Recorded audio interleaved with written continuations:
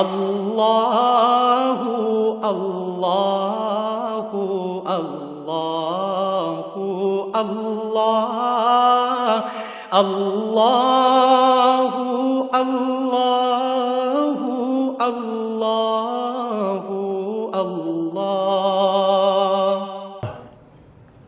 الحمدللہ رب العالمین والصلاة والسلام علی حبیبہ محمد وآلہ وصحبہ اجمعین اعوذ باللہ من الشیطان الرجیم بسم اللہ الرحمن الرحیم اِنَّا أَنزَلْنَا التَّوْرَاةَ فِيهَا هُدًى وَنُورٌ يَحْكُمُ بِهَا النَّبِيُّونَ الَّذِينَ أَسْلَمُوا لِلَّذِينَ هَادُوا والربانيون والأحبار بما استحفظوا من كتاب الله وكانوا عليه شهداء فلا تخشوا الناس واخشوني ولا تشتروا بآياتي ثمنا قليلا ومن لم يحكم بما أنزل الله فأولئك هم الكافرون وكتبنا عليهم فيها أن النفس بالنفس والعين بالعين والأنف بالأنف والأذن بالأذن والسن بالسن والجروح قصاص ومن تصدق به فهو كفارة له ومن لم يحكم بما أنزل الله فأولئك هم الظالمون وكفينا على آثارهم بعيسى ابن مريم مصدقا لما بين يديه من التوراة وآتيناه الإنجيل فيه هدى ونور ومصدقا لما بين يديه من التوراة وهدى وموعظة للمتقين وليحكم أهل الإنجيل بما أنزل الله فيه من لم يحكم بما أنزل الله فيه فأولئك هم الفاسقون اللهم سبحانك لا علم لنا إلا ما علمتنا إنك أنت العليم الحكيم مولاي صل وسلم دائما ابدا على حبیبک خیر الخلق کلہم۔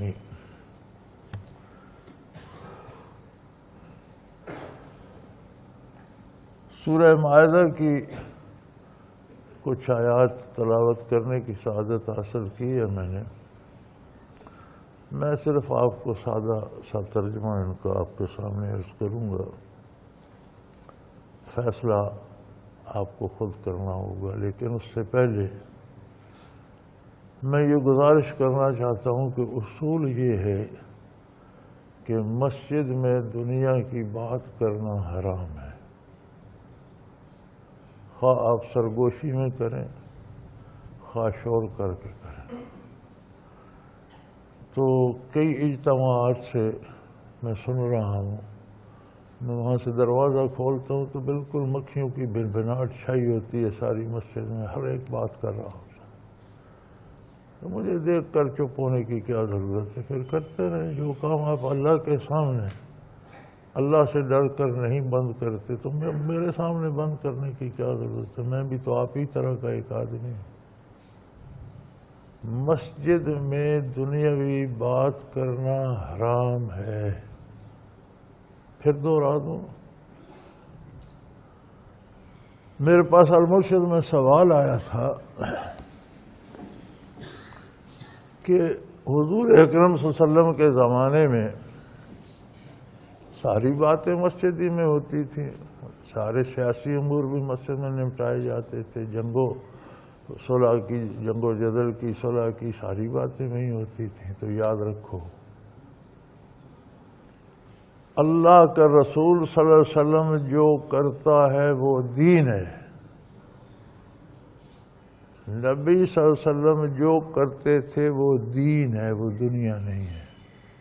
ہم نبی نہیں ہیں، ہمیں اتباع کرنا ہے، ایک بات۔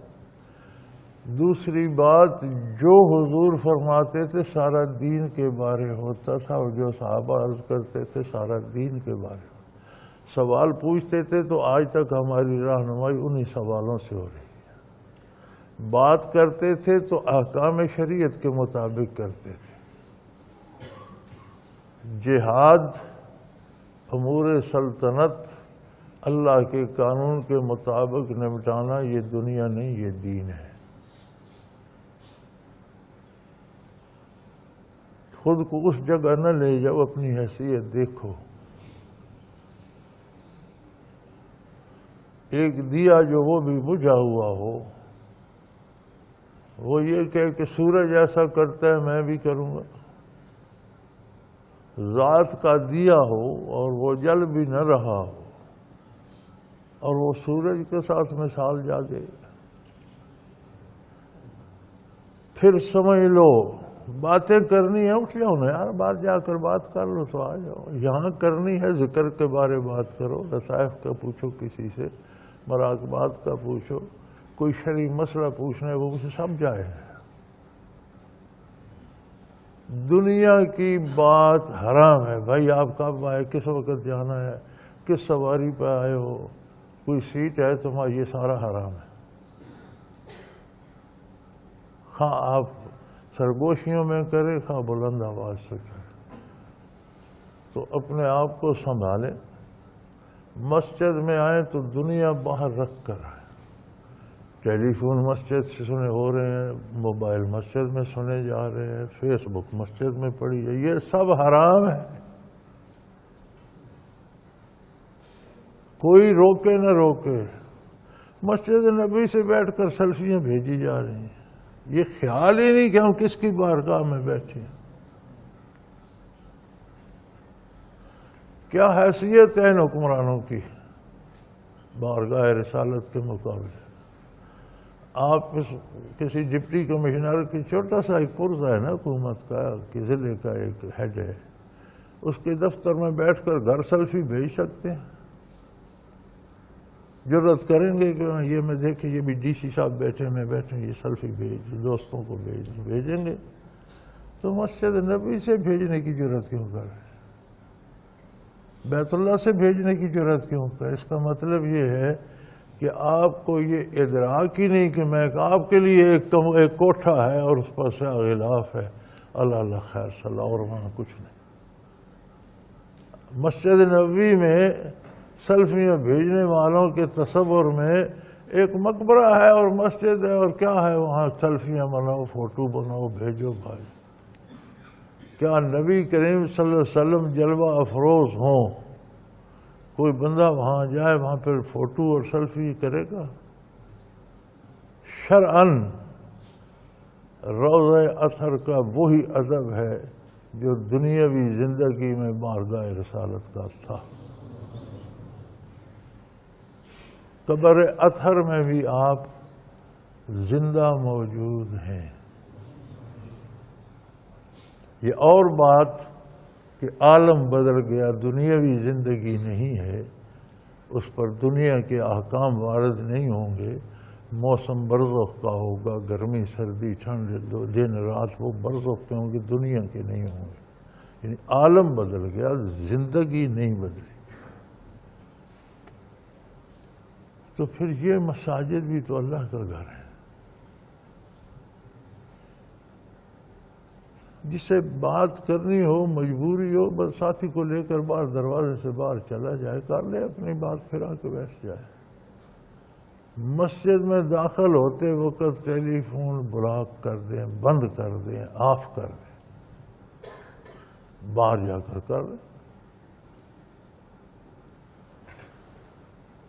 اور میں یہ چاہتا ہوں کہ آئندہ میں آؤں یا نہ ہوں، میں ہوں یا نہ ہوں، مسجد میں کوئی شخص دنیا کی باتیں نہ کرے، اور یہ آپ کے اپنے لیے ضروری ہے، ورنہ کچھ حاصل نہیں ہوگا۔ آپ کا یہ آنا جانا صرف سیر سپاٹا رہ جائے گا، حاصل وصول کچھ نہیں ہوگا۔ تو کم از کم اپنی محنت کا تو خیال رکھنا چاہیے۔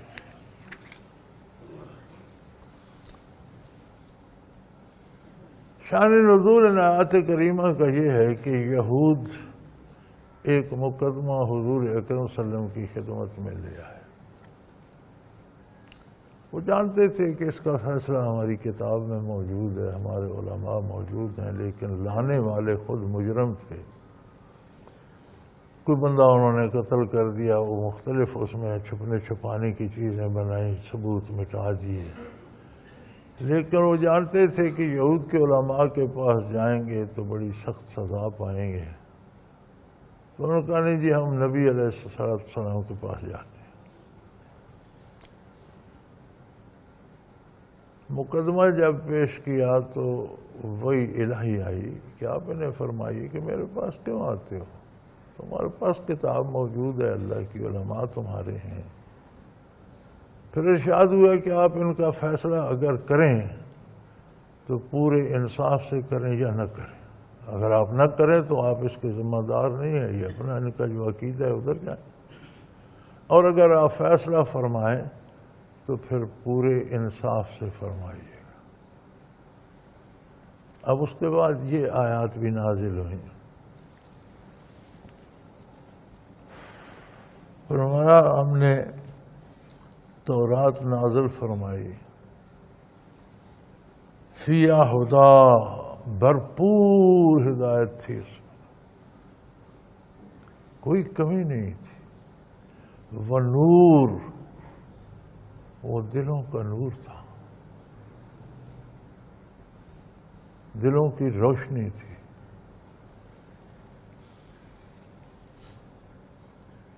یحکم بہا النبیون الذین اسلموا،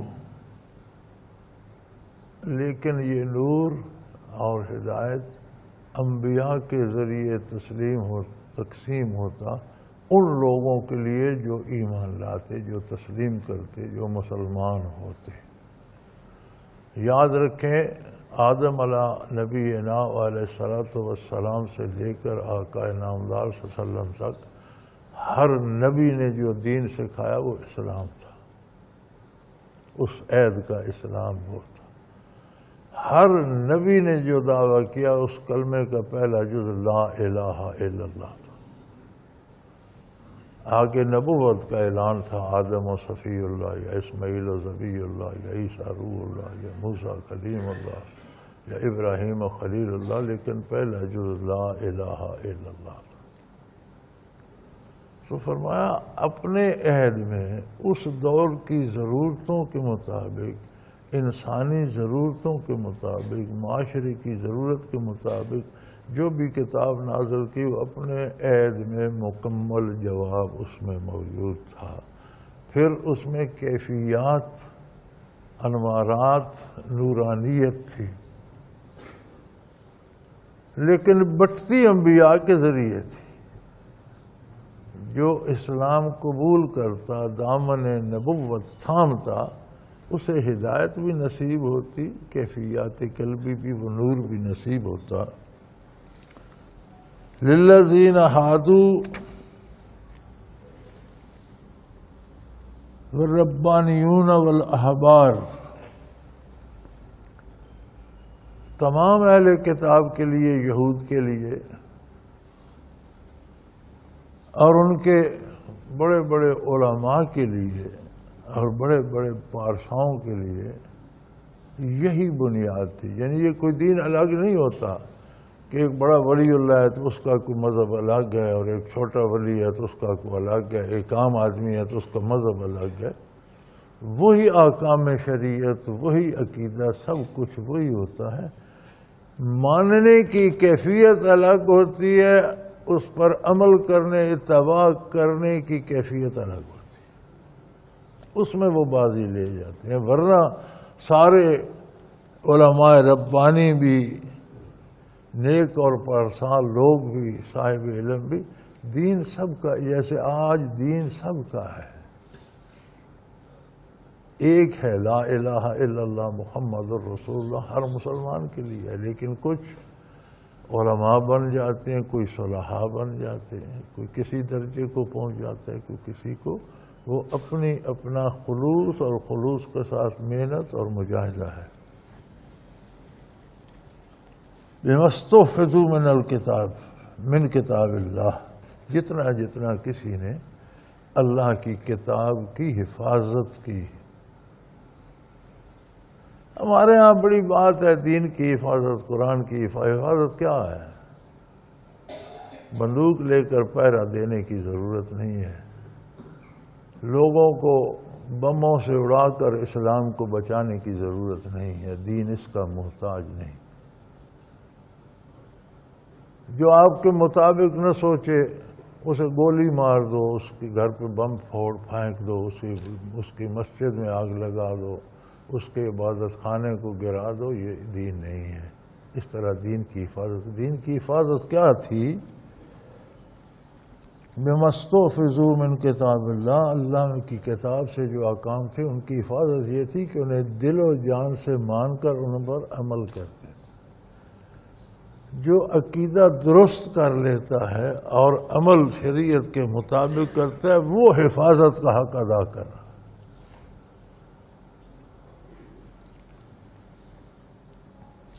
وَقَانُوا عَلَيْهِ شُهَدَاءَ، وہ اس پر گواہ ہوتے تھے۔ یہ بھی سمجھنے کی بات ہے۔ گواہی کا یہ مطلب نہیں کہ لوگوں کے سامنے کہتے رہتے تھے یہ حق ہے۔ گواہی کا مطلب یہ ہے کہ انہیں دیکھ کر، ان کی بات سن کر، ان کا کردار دیکھ کر پتہ چلتا تھا یہ شخص اس عقیدے کو مانتا ہے، یہ مسلمان ہے۔ ان کا حلیہ، ان کے تعلقات، ان کا کاروبار، ان کی تجارت، ان کی ملازمت، ان کی ناراضگی، ان کی رضامندی جب نظر آتی تو پتہ چلتا تھا یار یہ کسی عقیدے پہ قائم ہے، اس عقیدے کی حفاظت کر رہا ہے، اس کا حق ادا کر رہا ہے، یہ مسلمان ہے۔ حضرت رحمۃ اللہ تعالی فرمایا کرتے تھے کہ اللہ کا قانون ہے برزخ سے واپس دنیا میں کوئی نہیں آتا۔ یہ نظام ہے، آگے آگے جا رہے ہیں عالم امر سے، پشت پدر میں، شکم مادر میں، دنیا میں، قبر میں، برزخ میں، میدان حشر میں اور جنت میں یا دوزخ میں ایک نظام ہے، ادھر جا رہی ہے ہر کوئی اپنے جب برزخ سے واپس کو نہیں آتا۔ لیکن اگر آج اللہ کریم چند صحابہ کرام کو واپس دنیا پہ بھیج دے اور ہمیں دیکھیں تو پریشان ہو جائیں گے کہ ہم مسلمان ہیں یا یہ مسلمان۔ اتنے ہم دور جا چکے ہیں کہ وہ حیران ہو جائیں گے کہ اگر یہ مسلمانی ہے تو اس کا ہمیں تو پتہ نہیں، اور اگر ہم مسلمان ہیں تو پھر یہ تو اسلام سے بہت دور جا چکے۔ تو حفاظت، دین کی حفاظت سے بندوق کی ضرورت نہیں ہے، تلوار کی ضرورت نہیں ہے، بم چلانے کی ضرورت نہیں ہے، بندے قتل کرنے کی ضرورت نہیں ہے۔ اپنا نظریہ، عقیدہ، زبان اور عمل، دل اور خیال دین پہ جم جائے، یہ پہرہ ہے، حفاظت ہے دین کی۔ وَقَانُوا شُهَدَاءَ، وہ گواہ تھے دین پر، یعنی ان کا اٹھنا بیٹھنا سونا جاگنا، جنگ صلح، یہ گواہی تھی دین پر کہ ہم اس عقیدے پر ہیں۔ ان کا حلیہ، ان کا لباس۔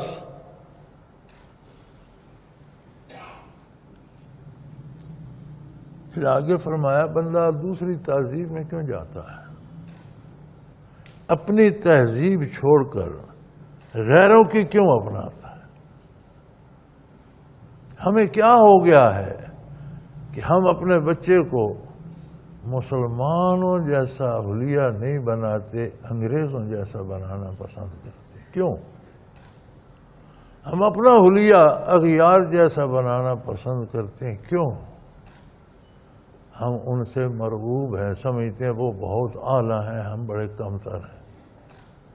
ہم یہ سمجھتے ہیں کہ جو لباس، جو حلیہ محمد الرسول اللہ صلی اللہ علیہ وسلم نے عطا فرمایا یہ تو یار کمزوری کی دلیل ہے، کمینہ پن ہے، یہ خراب ہے، بہتر ہے اس والا بناؤ، بچوں کو بھی ویسا ہی بناؤ، انہیں پینٹیاں پہناؤ، ان کے بال ویسے کاٹو۔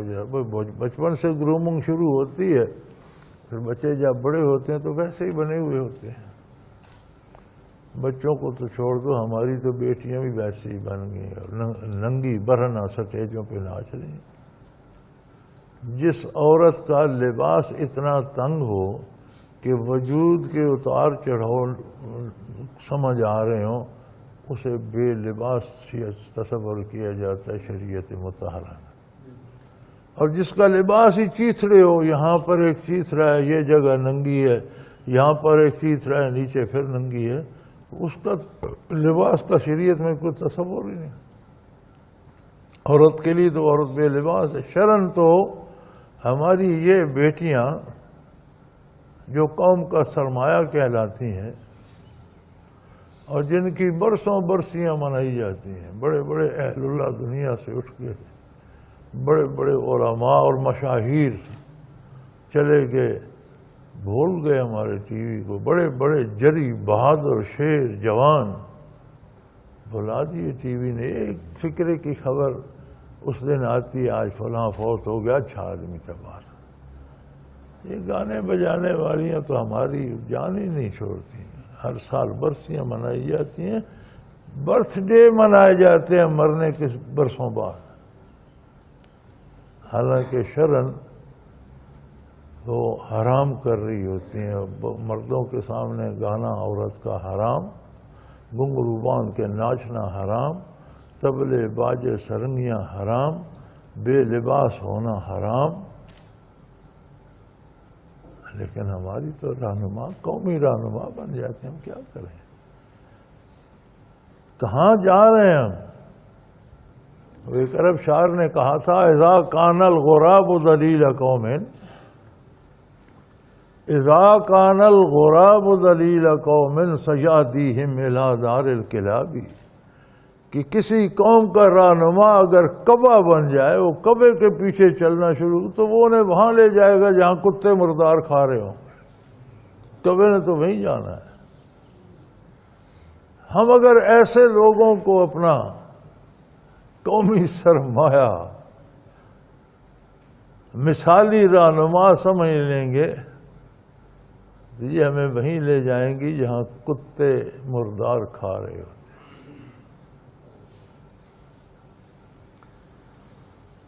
فرمایا لوگوں سے نہ ڈرو، مرغوب ہونا چھوڑ دو کہ میں ویسا لباس پہنوں گا. یار چھوڑو انگریز کو، امریکہ کو چھوڑو. ہمارا تو ہمیں بڑا مجھے گولی کی طرح بات لگتی ہے جب ہمارا ٹی وی وہ الفاظ دہراتا ہے جو ہندوستان کا ٹی وی ہندی میں بولتا ہے. ہمارے ہاں ہے نا کہ مجلس بلائی یا میٹنگ کر لی، انگریزی کی میٹنگ استعمال کرتے ہیں عموماً، اپنا اردو تو سے تو یہ بھاگتے ہیں یا پھر میٹنگ کہتے ہیں. اب کئی دنوں سے ٹی وی کہہ رہا ہے بیٹھک لگائی. کیوں کہہ رہا ہے؟ ہندی میں ایسا ہی کہتے ہیں، ہندوستان کی ٹیلی ویژن سے سن کر کہہ رہا ہے. یہ غیور قوم جو کشمیر کی آزادی کے دعوے دار ہے. ہندوستان کے ریٹائرڈ آرمی چیفز نے کسی سے پوچھا کہ آپ نے 6-7 لاکھ فوج کشمیر میں رکھی ہوئی ہے. 6-7 لاکھ کا تو ایک دن کا خرچ بھی بے حساب ہے. تو اتنے برسوں سے وہاں پڑی ہے، تو یہ کس طرح اسے پورا برداشت کس طرح کرتے ہیں؟ خرچ کہاں سے آتا؟ اس نے کہا یہ ہم پر کوئی بوجھ نہیں. ہندوستانی ڈرامے اور فلمیں جو پاکستان میں دیکھی جاتی ہیں ان سے اتنی آمدن ہو جاتی ہے کہ اصل سرمایہ اس فلم سٹار کو دے کر کچھ منافع دے کر باقی رقم ہم ادھر کشمیر کی طرف منتقل کر دیتے ہیں. ان فوجوں کا خرچہ نکل آتا ہے. گویا کشمیریوں کو جو فوج قتل کر رہی ہے اس کے اخراجات ہم ادا کر رہے ہیں. ہندوستانی فلمیں اور ڈرامے دیکھ کر جن کے بغیر ہماری رات نہیں گزرتی، ہمیں نیند نہیں آتی. کبھی سوچا آپ نے؟ جلدی لے لو، گلی میں جلوس نکال دو، زندہ آباد مرد آباد، کشمیر کو آزاد کرو. اندر سے سرمایہ دیتے رہو، انہیں وہاں بیٹھے رہے، انہیں مارتے رہے. کیا قوم ہے ہم، کیا لوگ ہیں ہم، کیا ہمارا دین سے تعلق ہے، کیسے مسلمان ہیں. فرمایا وَلَا تَخْشَوُا النَّاسَ وَاخْشَوْنِ، لوگو میرا حیا کرو، جو میں حکم دیتا ہوں وہ کرو، میری ذات سے ڈرو، لوگوں سے مروب ہونا چھوڑ دو. لوگوں نے تمہارا حساب نہیں لینا. وَلَا تَشْتَرُوا بِآيَاتِي ثَمَنًا قَلِيلًا، میرے احکام کو معمولی سی دنیا کے بدلے مت بیچو، فتویٰ فروشی نہ کرو۔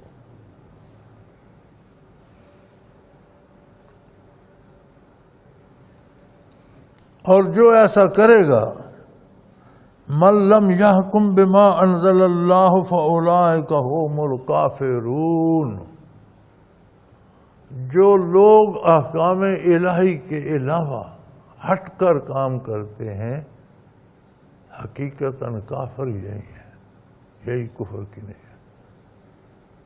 یہ آیہ کریمہ کا نزول عقائد کے بارے ہے۔ جو عقائد میں خرابی کرتا ہے، یہ شروع کہاں سے ہوتی ہے؟ جب ہم غیروں سے، اللہ کی بجائے غیروں سے مرغوب ہوتے ہیں، پہلے ان جیسا حلیہ بناتے ہیں، تو پھر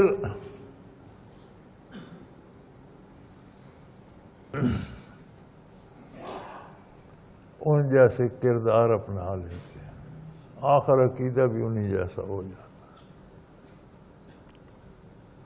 کچھ لوگ جانتے بوجھتے پیسے لے کر غلط فتوے بیچتے ہیں احکام الہی کے خلاف۔ ایک عام آدمی سے لے کر بڑے سے بڑے علامے تک ہم اس میں پھنسے ہوئے ہیں۔ فرمایا جو کوئی بھی ایسا کرتا ہے حقیقتاً کافر وہ ہے۔ عقائد میں، نظریات میں خلاف اسلام نظریہ رکھنا کفر ہے۔ ایک ہلکی سی بات بتا دوں جو روزمرہ ہوتی ہے، جو لوگ سود کو جائز سمجھ کر کھاتے ہیں یہ کفر ہے۔ جو لوگ سود کھاتے ہیں اور برملا کہتے ہیں یہ حرام ہے، میں حرام کھا رہا ہوں، وہ گنہگار ہے۔ جو کھاتے اور کہتے ہیں اس میں کوئی حرج نہیں، وہ کافر ہے۔ عقائد اسلامی کے خلاف کام کرنا اور اسے جائز کہنا یہ کفر ہے۔ ناجائز کام کو عقیدتاً ناجائز مان کر لینا یہ گناہ ہے۔ اسی کام کو صحیح سمجھ کر یا صحیح کہہ کر کرنا کفر ہے۔ فرمایا یہ کافر جو ایسا کرتے ہیں، یہ کوئی کافروں کے ماتھے پہ لکھا ہوا نہیں ہوتا، کوئی ان کی دم نہیں نکل آتی، نہ ان کے سینگ نکل آتے۔ اسی معاشرے کے ویسے ہی افراد ہوتے ہیں، کردار سے پہچانے جاتے ہیں۔ آپ نے تو قوموں پہ چسپاں کر دیا، ہندو کافر ہے، سکھ کافر ہے، عیسائی کافر ہے، یہودی کافر ہے، فلاں کافر ہے، فلاں کافر ہے۔ افراد کافر نہیں ہیں، کردار کافر ہے، خواہ جس کا بھی ہو۔ وہ نظریہ جس کا بھی ہو، وہ اپنے آپ کو ہندو کہتا ہے یا مسلمان کہتا ہے، وہ اپنے آپ کو عیسائی کہتا ہے یا مسلمان کہتا ہے، یہودی کہتا ہے یا مسلمان کہتا ہے، بدھ کہتا ہے یا مسلمان۔ اس بات کو چھوڑو، عقیدتاً ماننے کی حد تک جو حرام کو حرام نہیں سمجھتا وہ کافر ہے، بات ختم ہو گئی۔ کوئی ضروری نہیں کہ کس خاندان کا ہے یا کس قوم کا ہے، جس کا بھی ہے۔ تو عقیدے کے معاملے میں جو خلاف سنت جائے گا یہ کفر ہے۔ دوسری بات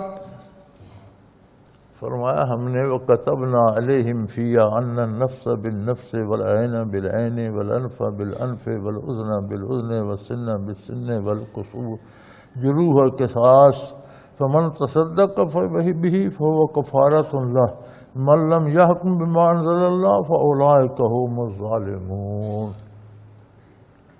ہم نے کچھ حدود متعین کر دی ہیں جن میں حکومتیں، عدالتیں، ادارے صرف ثبوت تلاش کریں گے، فیصلہ نہیں دیں گے۔ فیصلہ ہم نے دے دیا ہے۔ جان کے بدلے جان، آنکھ کے بدلے آنکھ، دانت کے بدلے آنکھ کے بدلے آنکھ، کان ناک کے بدلے ناک، کان کے بدلے کان، دانت کے بدلے دانت، اور اگر کسی نے کسی کو زخم لگائے ہیں تو اس کا قصاص دے گا۔ یہ فیصلے ہو چکے، انہیں حدود کہتے ہیں۔ یہ فیصلے کوئی عدالت، کوئی مجسٹریٹ، کوئی کورٹ، کوئی سپریم کورٹ، کوئی معاشرہ، کوئی حکومت، کوئی بادشاہ نہیں کرے گا۔ کسی نے کوئی بندہ قتل کر دیا، جرم ثابت ہوگا اس نے قتل کیا، اسے قتل کیا جائے۔ کسی نے کسی کا ناک کاٹ دی، ثابت ہو گیا، ناک کاٹی جائے۔ کسی کا کان کاٹ دیا، ثابت ہو گیا، کان کاٹا جائے گا۔ دانت توڑ دیا، ثابت ہو گیا، دانت توڑا جائے گا۔ کسی کو زخمی کیا، ثابت ہو گیا، اس کا قصاص لیا جائے گا۔ خواہ درے مارے جائیں، سزا قید دی جائے، جرمانہ کیا جائے، وہ قصاص لیا جائے گا۔ اور جس نے فمن تصدق فہو کفارۃ اللہ، جس نے اس کی تصدیق کی، یعنی جس نے اس پر عمل کیا، گناہ ہو گیا تھا، اس کی سزا مل گئی، وہ اس کے گناہ کا کفارہ ہو جائے گا۔ آخرت میں اس گناہ کی باز پرس نہیں ہو۔ کسی کا کان کاٹا تھا، عدالت نے اس کا بدلے میں کان کاٹ دیا، تو کان کاٹنے کے گناہ کا کفارہ ہو گیا، پھر اس سے باز پرس نہیں ہوگی۔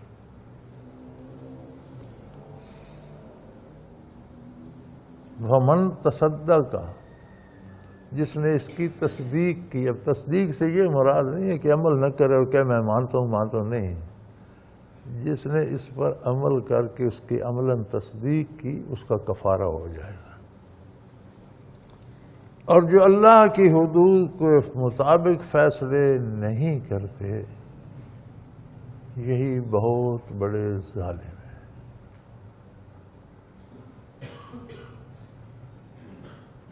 یہاں بھی ایمان ظلم کی لپیٹ میں آ جاتا ہے، کفر بھی۔ ان الشرک لظلم عظیم، بہت سے بڑا ظلم، سب سے بڑا ظلم شرک۔ تو میں عدلیہ کی خدمت میں بھی یہ عرض گزار ہوں کہ جو فیصلے آپ محض انگریز کے بنائے ہوئے قانون کے مطابق کرتے ہیں اور حدود الہی کے خلاف ہوتے ہیں، وہ ظلم ہے۔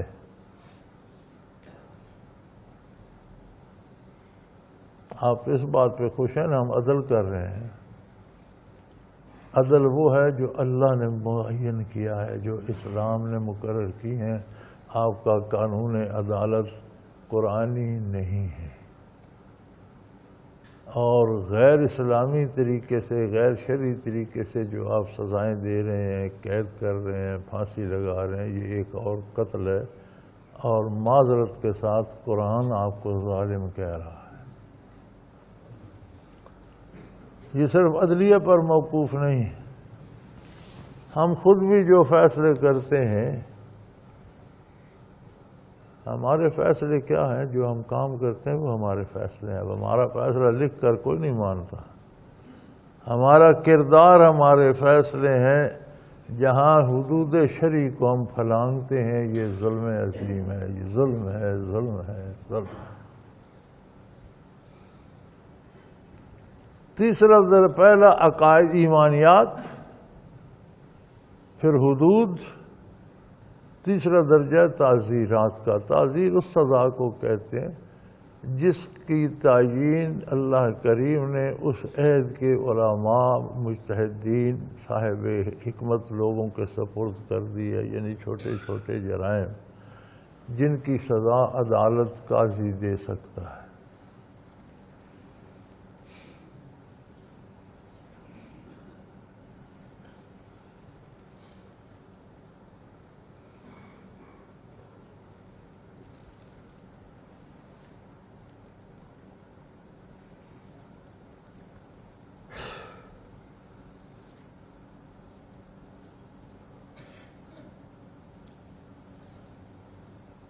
وَقَفَّيْنَا عَلَىٰ آثَارِهِمْ بِعِیسَىٰ ابْنِ مَرْیَم، انہی انبیاء کی تائید میں، انہی عقائد و نظریات کو مضبوط کرنے کے لیے وہی معاشرہ قائم کرنے کے لیے ہم نے مریم کے بیٹے عیسیٰ علیہ السلام کو مبعوث فرمایا،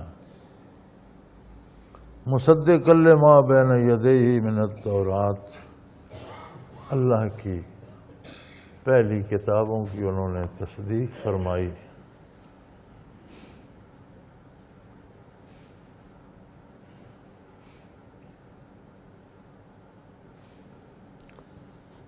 وَہُدًى وَمَوْعِظَةً لِّلْمُتَّقِينَ،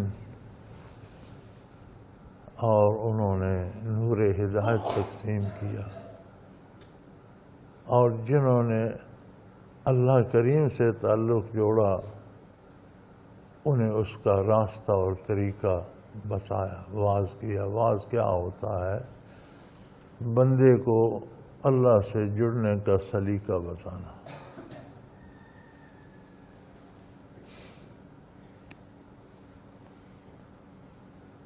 وَلْيَحْكُمْ أَهْلُ الْإِنْجِيلِ بِمَا أَنزَلَ اللَّهُ فِيهِ وَمَا لَمْ يَحْكُمْ بِهِ بِمَا أَنزَلَ اللَّهُ فَأُولَٰئِكَ هُمُ الْفَاسِقُونَ۔ اور اہل انجیل کو بھی، پہلی کتابوں کو ماننے والے، ہمارے پاس دو طبقے ہیں، یہود اور عیسائی۔ انہوں نے عقائد و نظریات بدل دیے، کتابوں میں تعریف کر دی، یہ انہیں زیب نہیں دیتا تھا۔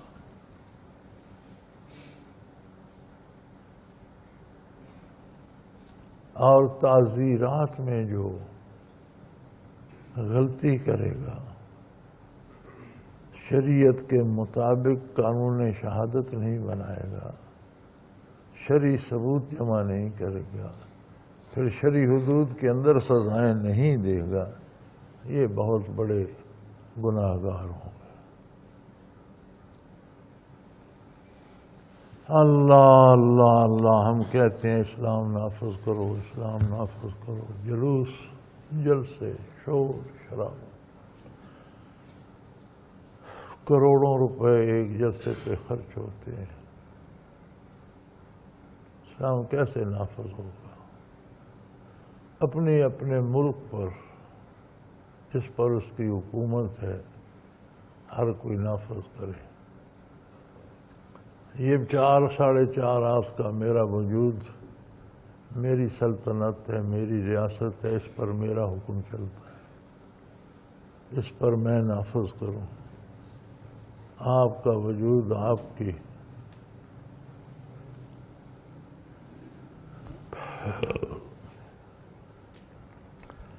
کی حدود میں آتے ہیں، اس پر آپ کریں۔ ہر کوئی کہتا ہے حکومت کرے، خود کیوں نہیں کرتے؟ اگر یہ 25 کروڑ عوام اپنے آپ پر کر رہے ہیں نافذ، تو ان میں سے 2% طبقہ حکمران ہے، 98% محکوم ہے۔ 98% اسلام اپنا لے تو 2% کے رہنے کی گنجائش ہے، یا اسلام اپنائیں گے یا یہاں سے بھاگیں گے، ملک پر اسلام نافذ ہو جائے گا۔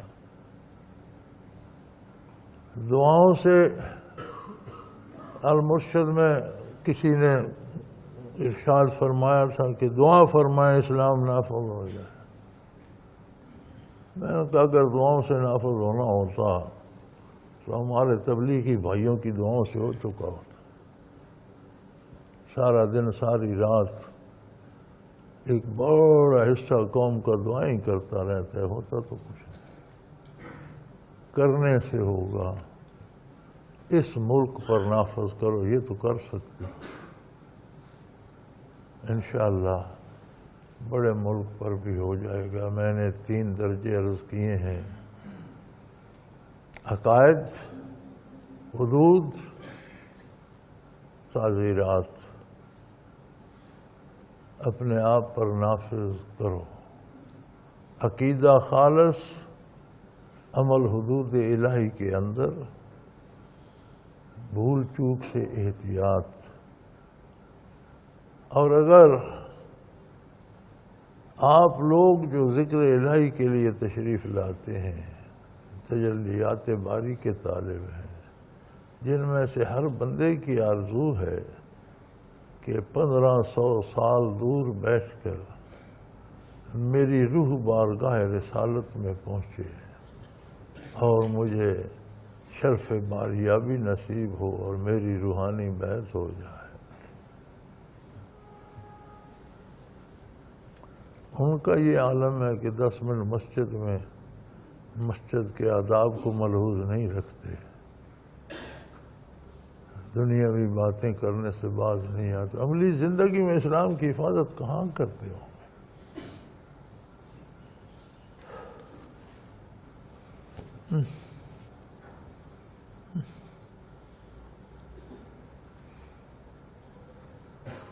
میں تو یہ کہوں گا کہ ہم اس عہد کے پارساں ہیں، اپنے آپ کو بڑا پارسا سمجھتے۔ اگر یہ حالت پارساؤں کی ہے تو پھر دنیا داروں کی کیا ہو؟ خدا کے لیے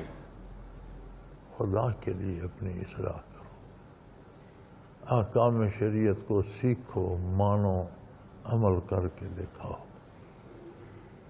ایک بندے کے لیے پن ڈراپ سائلنس ہے تو اللہ کے لیے کیوں نہیں ہوتی؟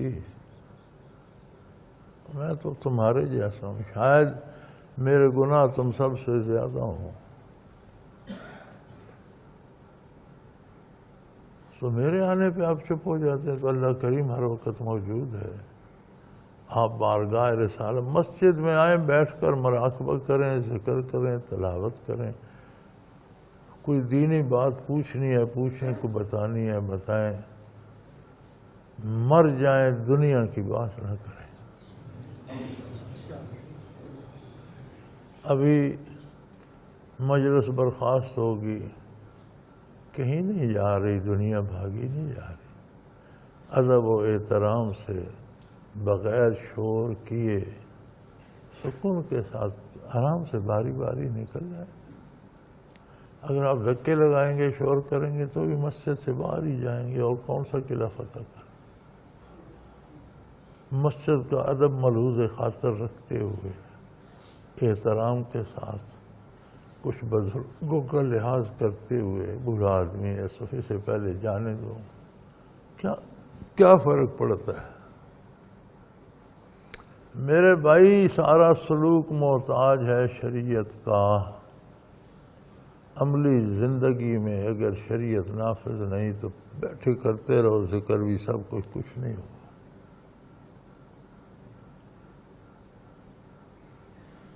لوہے پر سونا چڑھاتے رہو، ذرا سی تپش لگی سونا اتر جائے گا، لوہا لوہا ہی ہوگا، لوہا سونا نہیں بنے گا۔ اپنے آپ کو سونا بناؤ، سونے کے خلاف نہ چڑھاؤ۔ وآخر دعوانا ان الحمد للہ رب العالمین۔ تو پانی کو شرک کی کوئی نہیں؟ بڑا دل گھٹ گیا یار، بڑا گھٹ گیا دل، اندروں وہیں کر رہا ہے، تو میں نے اندر ہی دعا مانگ کے چلا جا۔ الحمدللہ الحمدللہ الحمدللہ رب العالمین، والصلاة والسلام علی اللہم ربنا لا تقتلنا بغضبک ولا تهلكنا بعذابک واعف عنا قبل ذلك اللہم ربنا لا تسلط علینا من لا یرحمنا انت ولینا فی سفرنا وحضرنا فی مالنا واہلنا انت ولینا فی الدنیا والآخرہ توفنا مسلمین والحقنا بالصالحین وصلی اللہ تعالی علی حبیبہ محمد برحمتک یا اللہ اللہ اللہ اللہ اللہ اللہ اللہ اللہ۔ حضرت امیر محمد اکرم آوان مد ذلہ العالی دارالعرفان منارہ ضلع چکوال میں سالہ سال سے قرآن و حدیث کے اوپر خطابات کر رہے ہیں۔ اور سلسلہ نقشبندیہ اویسیہ کے مطابق لوگوں کو ذکر الہی کی تربیت دے رہے ہیں۔ وہ قرآن پاک کی تفسیر ترتیب وار بیان کر رہے ہیں۔ تفسیر قرآن کو وہ موجودہ ملکی اور بین الاقوامی حالات کے مطابق بیان کرتے ہیں۔ موٹر وے سے کلر کہار کے انٹرچینج سے نکلتے ہوئے، کلر کہار کی جھیل سے ہوتے ہوئے، میانی، بوچھال اور نور پور سے گزرتے ہوئے دارالعرفان منارہ پہنچ سکتے ہیں۔ حضرت امیر محمد اکرم آوان نے بچیوں اور بچوں کی دینی اور دنیاوی تعلیم کے لیے سقارہ اکیڈمی کے نام سے ایک درسگاہ بھی قائم کی ہے، جس کا افتتاح ملک پاکستان کے صدر جنرل محمد ضیاء الحق نے اپنے دست مبارک سے کیا تھا۔ وہ تمام احباب جو اسلام کی طلب رکھتے ہیں ان سے گزارش ہے کہ دارالعرفان منارہ ضلع چکوال میں امیر محمد اکرم آوان صاحب کے خطابات سے مستفید ہوں۔ وہ ہر جمعے کو نماز سے پہلے بیان فرماتے ہیں۔ ہر ماہ کی پہلی اتوار کو ماہانہ اجتماع ہوتا ہے جس میں آپ خصوصی خطاب فرماتے ہیں اور پاکستان کے چاروں صوبوں سے احباب اس اجتماع میں شرکت کرتے ہیں۔ اس کے علاوہ یہاں سال میں 2 مرکزی اجتماعات بھی ہوتے ہیں، ایک رمضان المبارک میں اعتکاف کا اجتماع اور دوسرا جولائی اور اگست میں 40 دن کا اجتماع ہوتا ہے جس میں روحانی تربیت کی جاتی ہے۔ اپنا خون سیماب دے کر اتنا ہم کر جائیں گے، نام آقا کا چمن میں پھر رقم کر جائیں گے۔